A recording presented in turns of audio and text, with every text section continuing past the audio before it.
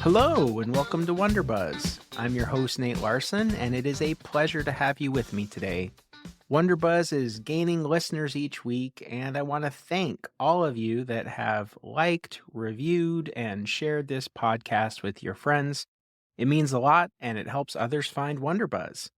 I also want to thank Kathy and Betty and David for collecting some of my prints this week. I am really excited to see them out in the world and up on walls. I have a packed show this week, including an interview, so let's get cranking. I trained in anthropology in college, and I have always been fascinated by cultures, structures of power, and the way humans adapt.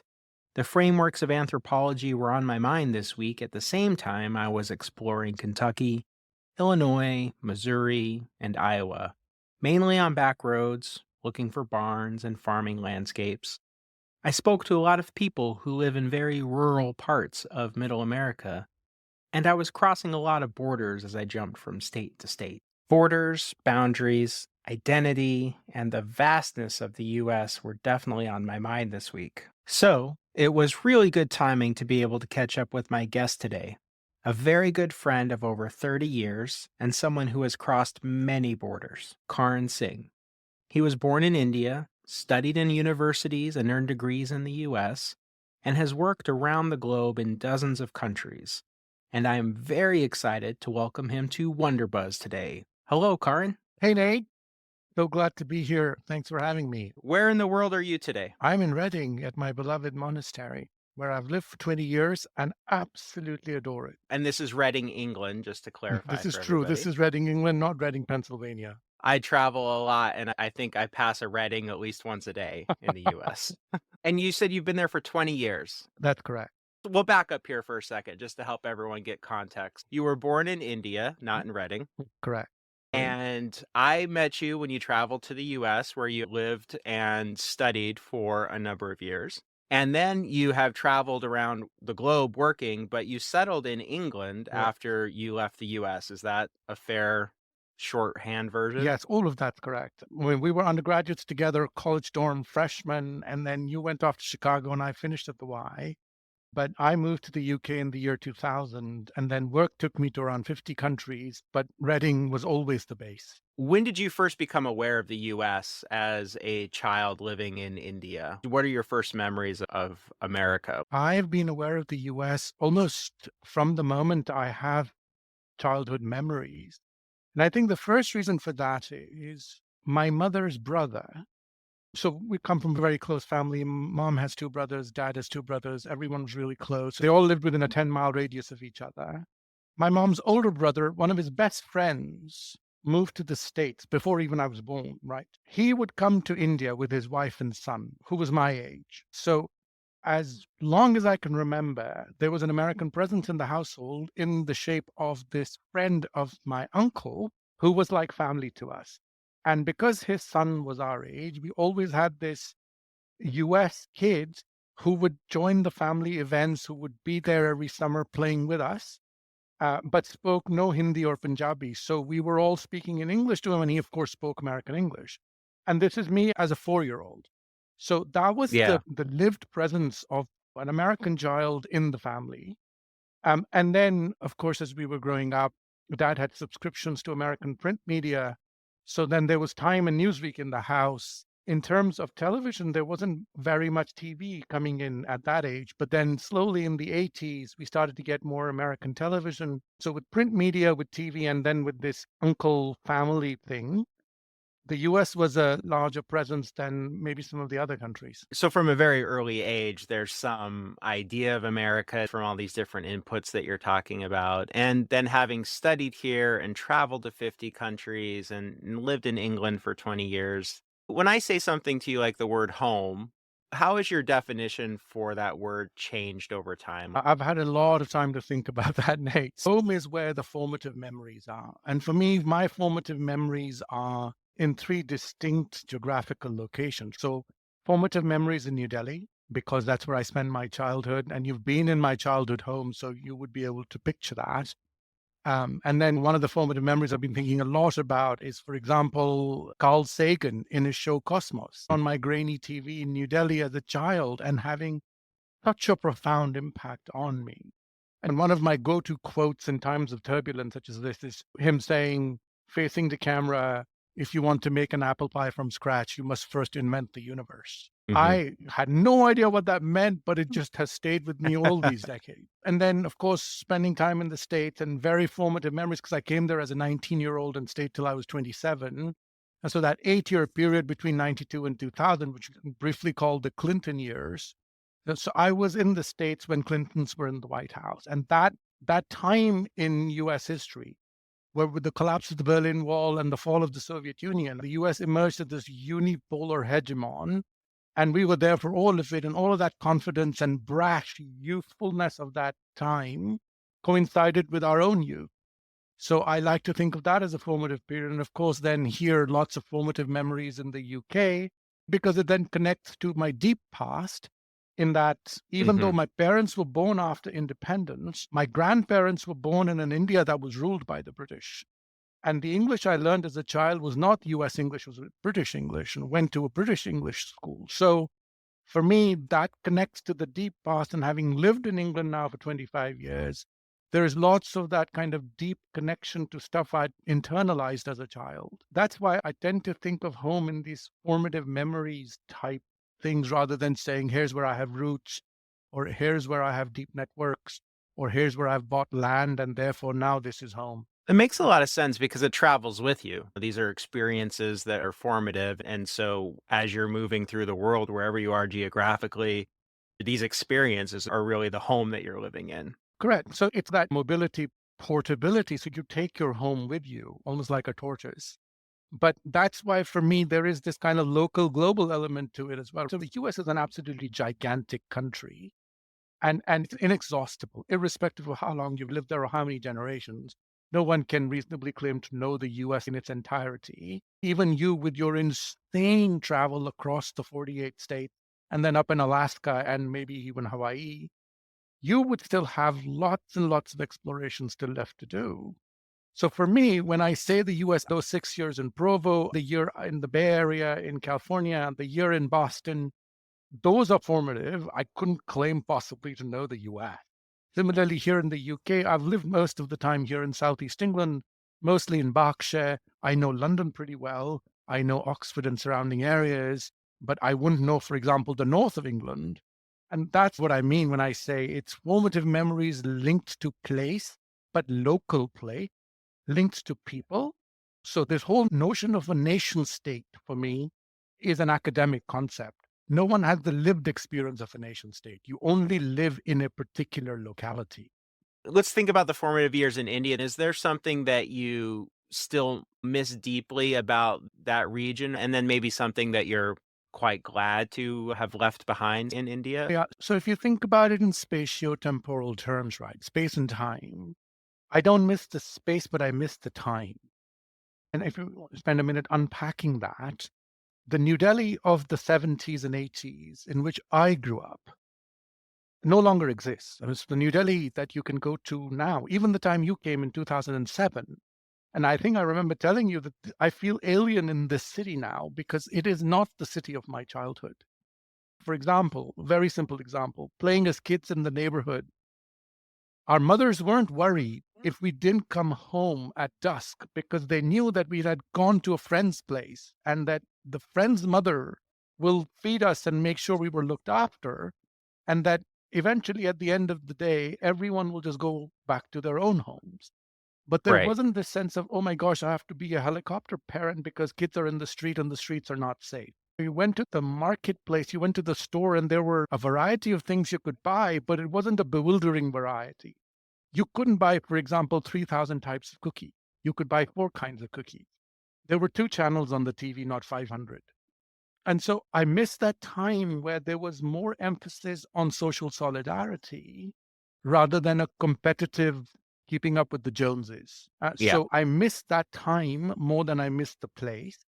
But obviously, the two are linked. And now it's been years since I went back to India. Even though my parents still live there, I can't bring myself to go visit them because I feel so utterly wrecked when I go there. It's just such a different place now. And that's really because it's that time capsule in your mind that is really that formative period for you in that place, and so when you go back, that time capsule essentially is buried and no longer visible to you. It doesn't even feel like the same place anymore. No, it doesn't. And then Yeah. and then what happens? So I'm perfectly accustomed to going to places where I have no time capsules and just adapting myself to the mores of the place and being a good guest, getting along with all manner of people. I can do that, of course. But when I go to New Delhi, because my family still live there, they expect me to completely revert back to their lifestyle. Right.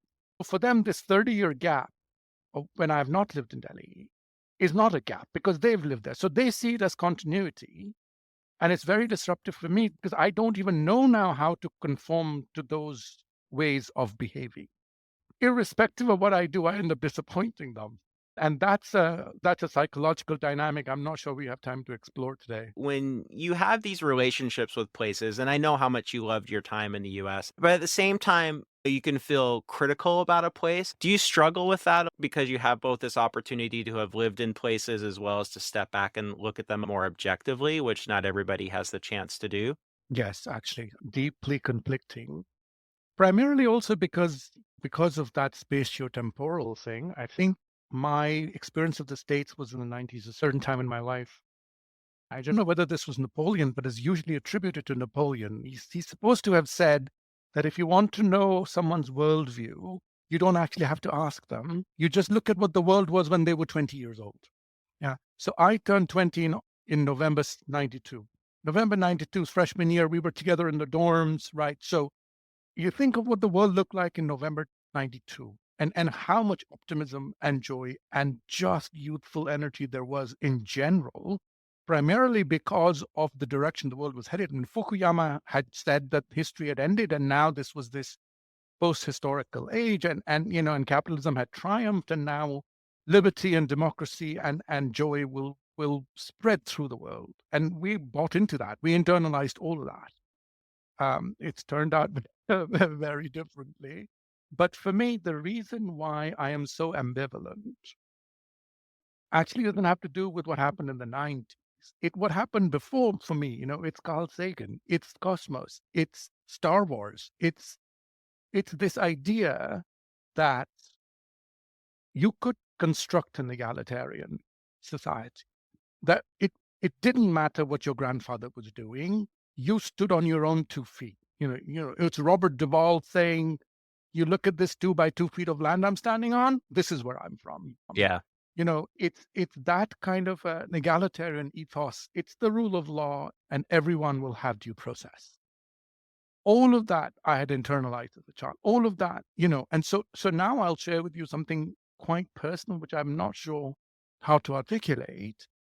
The India that I grew up in was not an India where the rule of law was very prominent. The India that I grew up in was a place where you had to make your own dynamic with power. In India, if you have to face the bureaucracy, God help you.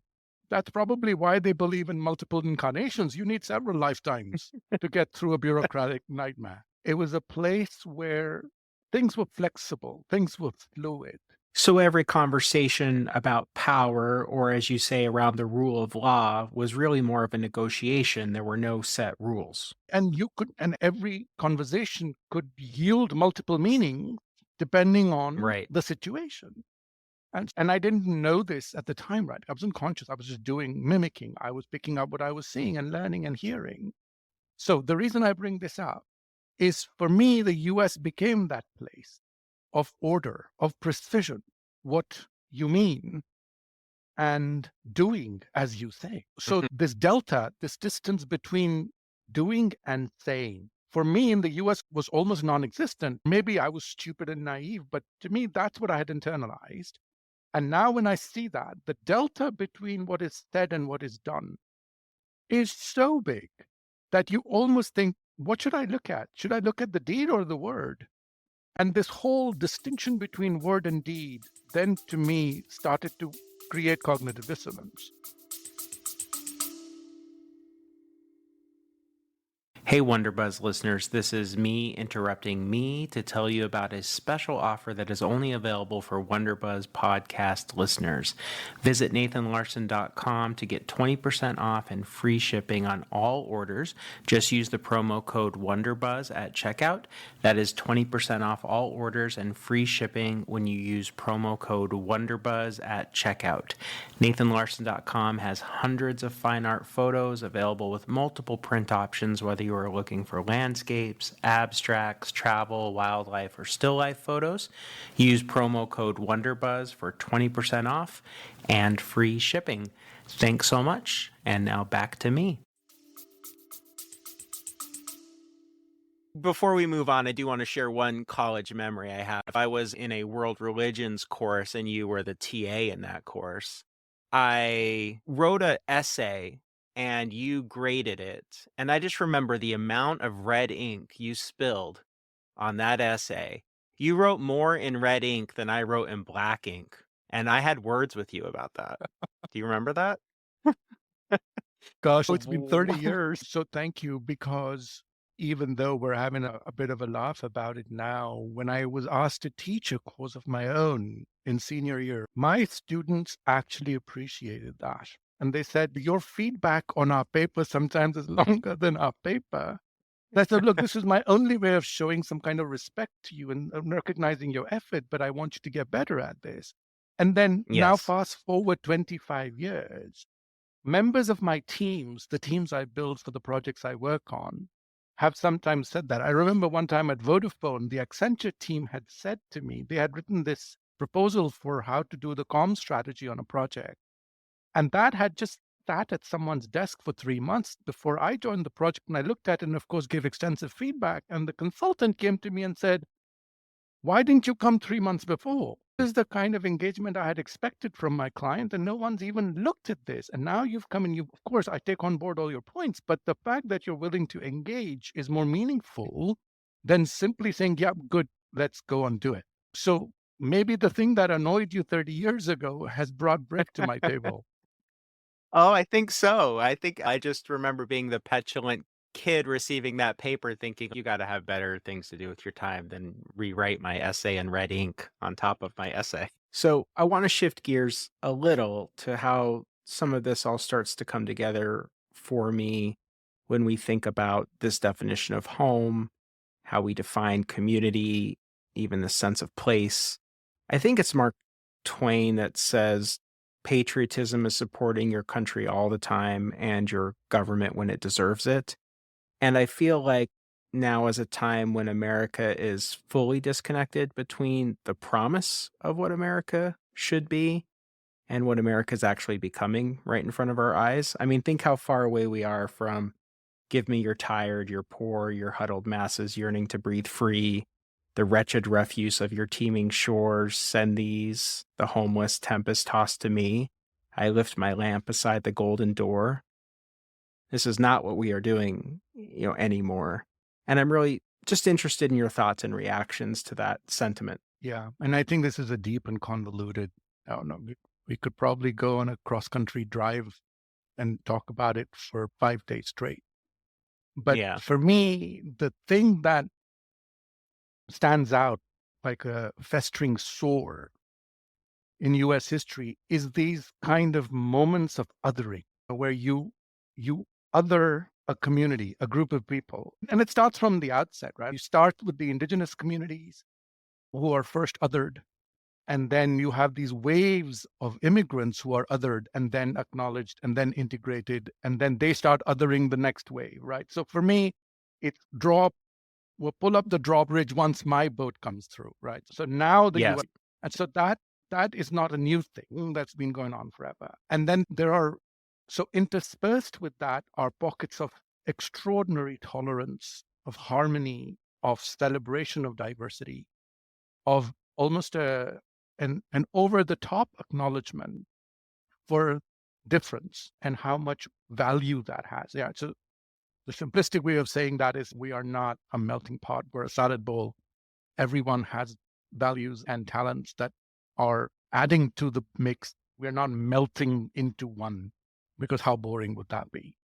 And then, of course, there are critiques of that kind of model as well. For me, this tendency to other and this tribal instinct is not a new thing, right? Look at what the Jacksonian persuasion, where it's no, America the isolationist, you pull up the drawbridge, it's America first, it military might, it all of that, as opposed to, kind of like the Jeffersonian protection of democracy or the Hamiltonian protection of commerce or the Wilsonian moral principle, America the guiding light, the shining city on a hill. There is constant tension between those four elements, just if you want to look at it as a theoretical framework. But Right. but even you've thought all of that, you just walk down the street and you start talking to people, and you'll get a sense in which this inequality never goes away. That there are Hmm. always multiple Americas, and depending on which tranche you are sitting in, you experience America in a very different way. Yeah. So Bertolt Brecht wrote a poem in the 40s where he says you don't have to actually create a heaven and a hell. You just create a heaven for a few people and leave everyone else outside. That's hell. Right. It's the same thing. And he was talking about LA at that time. So that is where the challenge has come, is where did this discourse become so toxic? And because I'm not an economist, I don't know much about political theory, I just listen to the words. And what has happened in the last few decades is that the language of social struggle, of solidarity, of equality has been hijacked by those who would deny and negate that struggle. So now the people who are imposing power are presenting themselves as the victims. And that's the sense in which I think, oh my gosh, this is a complete turnaround of the language. Where now they're, of course, what's happened with tariffs this week is pillaging of America. And so the last 80 years has been the pillage. And I'm thinking, you've got to be joking. Bretton Woods after the Second World War, all of this creation of the economic order has basically been America's doing. It's underwritten by American power. And to We frame that as a liberation this Yeah, week. that is just so despicable. The defining text that I go back to on this is Thomas Frank, What's the Matter with Kansas? Where he starts to show that in the late 60s, this is a strategy that goes back several decades. And this is a concerted effort to take the language of the progressive struggle, civil rights Hmm. era, and turn it against itself. And that now is bearing fruit. And by golly, I can't stomach it. It gets me going. It's not just about the dynamic or just not about language being hijacked to pursue a wealth transfer agenda. You see that playbook being now duplicated around the world. And I think, how did they learn how to do this? We export a lot of things. I think it's a profound thing to say, actually, Nate, because even though I haven't lived in the States for 25 years now, you can see how present the US is, irrespective of where you live. The US, and I think most people who live in the US don't actually appreciate this. I did a post on this, people seriously starting to talk about boycotting the US. And I'm like, you can't be serious. John McEnroe, you cannot be serious, because what would that even mean? What would it mean for someone in the UK to say, I am boycotting? It's not possible unless they go to northern Scotland somewhere and live in a shack and never deal with civilization again. And I think the other thing that's big, and for me is the real clincher, which I can clearly see, is you and I are of a generation who have lots and lots of vivid formative memories from the time before the digital era. What has happened in the last 30 years, let's say 95 onward, is that there is now a whole group of humans whom digital is all there is. What that means is you can construct a reality that may or may not have any correspondence with what we call real life. And this has become part of the way people speak. But now, because of this digital revolution, it is possible for people to exist in multiple realities. So if you look at it from their reality, what they're saying and experiencing and believing is actually perfectly coherent. It's Yep. just that they are living in a reality that was constructed for them without knowing that reality was constructed. And It's so all then we just Marvel movie timelines. We're all just uh, on different or, timelines in the Marvel Matrix red universe. pill, blue pill. Yeah, What exactly. Andrew Tate has done Exactly. with that. Oh my Yeah. gosh, this is yeah. We And are going to I'll go keep through so we'll many try rabbit holes. I was gonna say we'll try not to spin out. You've had lived experiences in different cultures and places, whether it be for work and having to spend weeks in a place or for language immersion courses or your personal travel or the studies that we've talked about in the US. Do you take something with you from each place and have, I almost think of them as little love letters where you collect these as you travel. These places become special to you for lots of different reasons. So for me, it's a question of continuity. I was trained in anthropology, and one of the things that we were taught to remember is that these are living cultures, that our interaction with them is not a museum interaction. These are not specimens or actors. These are living, breathing cultures. And so for me, the way to keep in touch has been through language.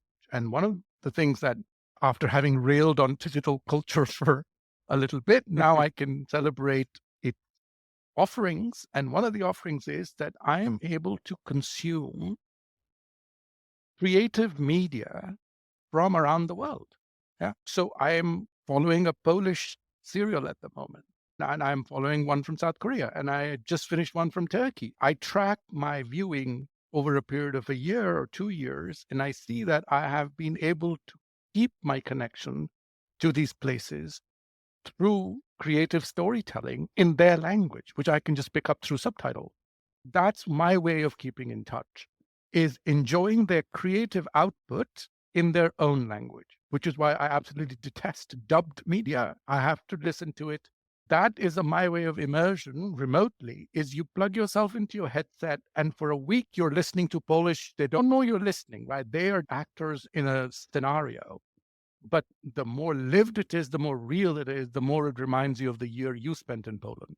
Do you dream in a particular language? Multiple languages. So if Of having a course. dream about Beijing, then everyone's speaking Mandarin. You gotta be fancy, of course, and have Oh, to good. dream in multiple You, languages. Say unless something English. weird happens, right? If Nate shows up in my dream speaking Swahili, I will call you and say, "What the hell just happened here? Yeah. You don't speak Swahili." Just because you speak so many languages, I figured your brain's probably having to process all that. You probably dream in multiple languages. Most times you don't remember your dream, but sometimes you dream of things that wake you up, right? You had a dream last week about a friend who's divorced. And in that dream, he's telling me he's getting back together with his ex. And I woke up thinking, this is a really bad idea. And of course, and so she's Korean. And so she's speaking Korean. He's Czech. He's speaking Czech. And I'm Oh, thinking, wow. you guys don't. And so then I call him and he says, no, I'm never going to be able to talk to her again. So I think, okay, that makes more sense.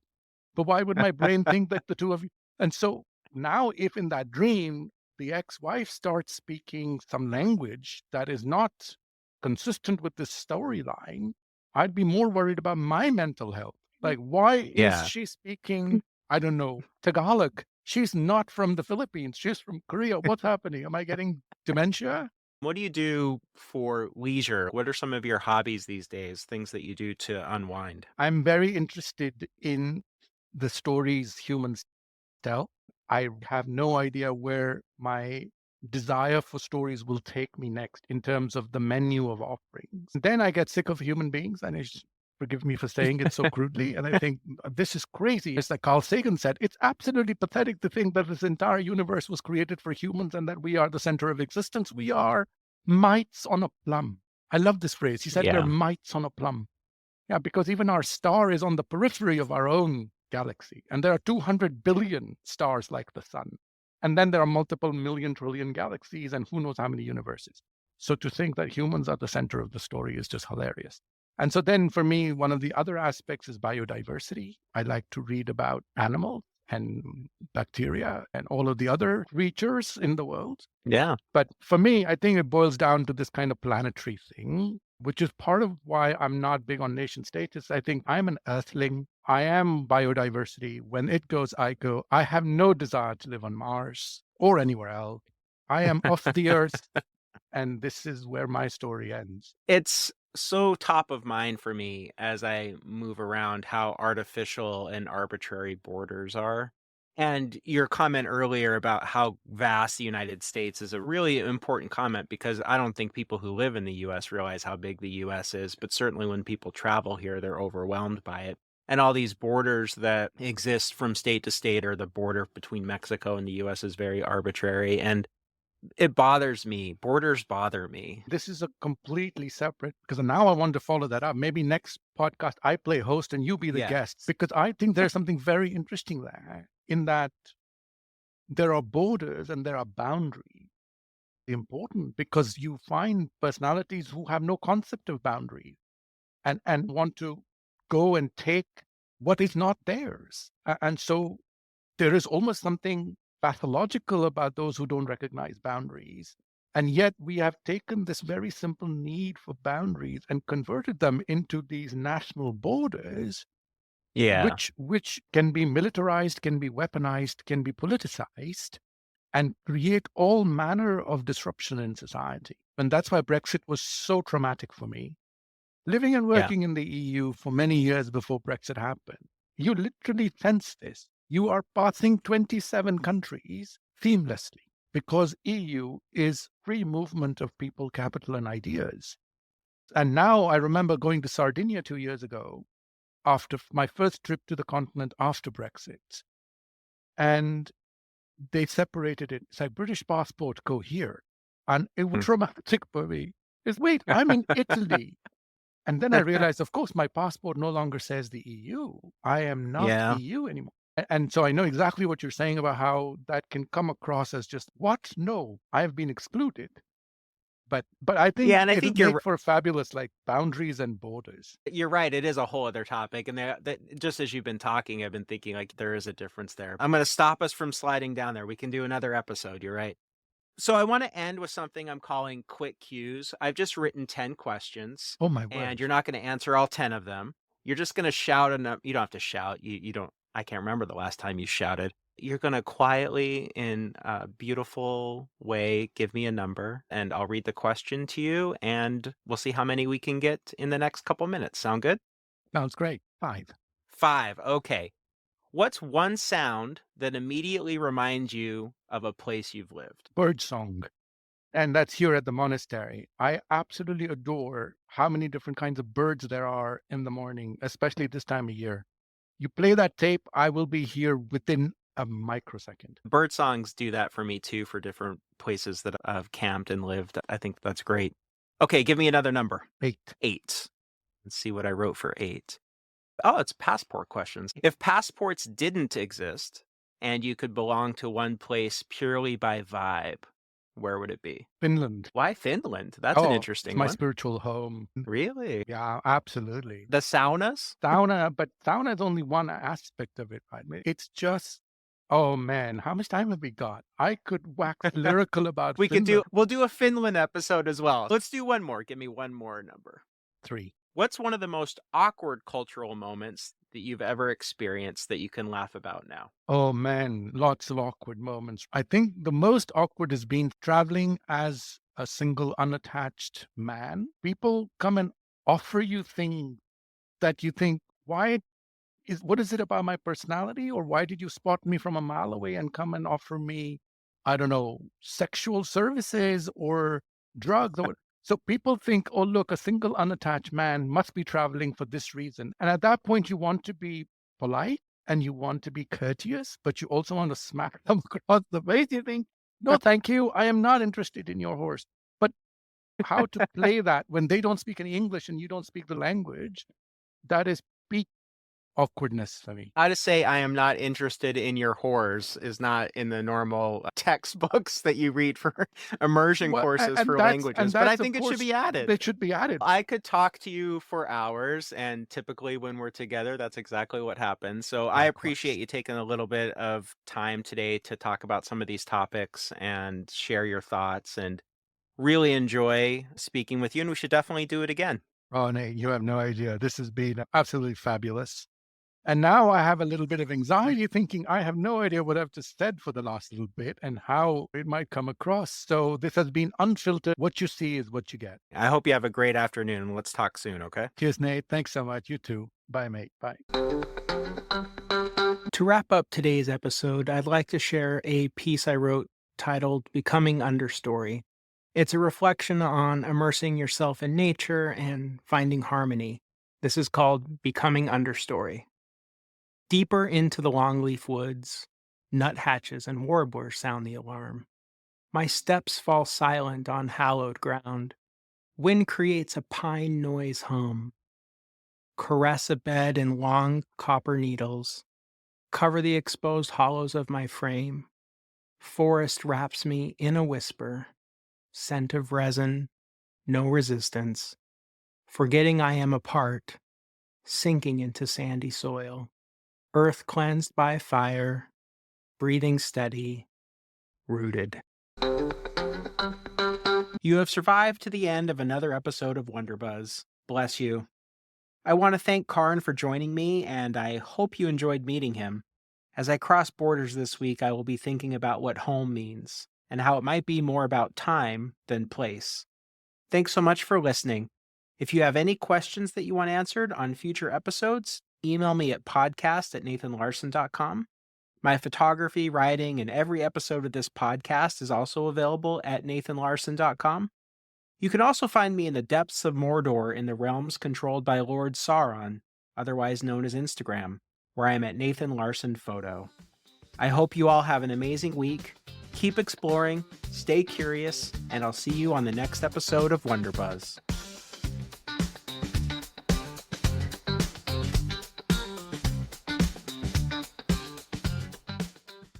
Sikh funerals don't have this kind of fun stuff. Maybe we'll introduce it when I die.